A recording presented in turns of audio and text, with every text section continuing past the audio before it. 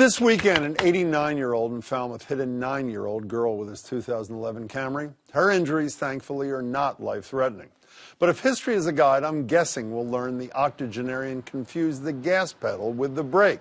Let me repeat what I said to you a year and a half ago.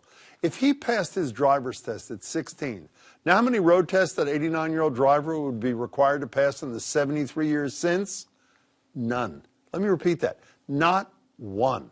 As of today, there are 1,817 Bay Staters aged 96 to 99 who have licenses, 163 who were 100 or more who could still be driving. One of them is 106. As I said, the little girl in Falmouth will be okay, as was the guy involved in my favorite old age driving mix-up. This guy called the Plymouth Police Department saying he was stuck in a snowbank. Turns out it was August and it was a sand trap. It's funny, only because no one was hurt.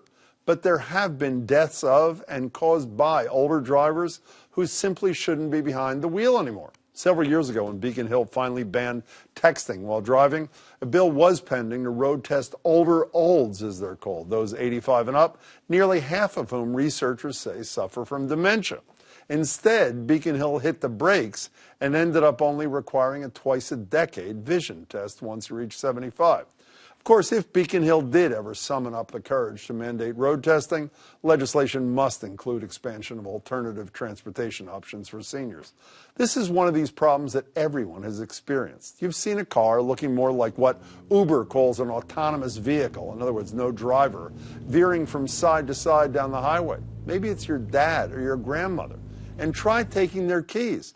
I was with a friend the other night whose parent was just in an accident, after which, as a 90-something, that parent took a course, and now he's back on the road. Let it be a road I'm not driving on. You and I have heard endless stories of grown children completely unable to do what they know they must, take away the keys.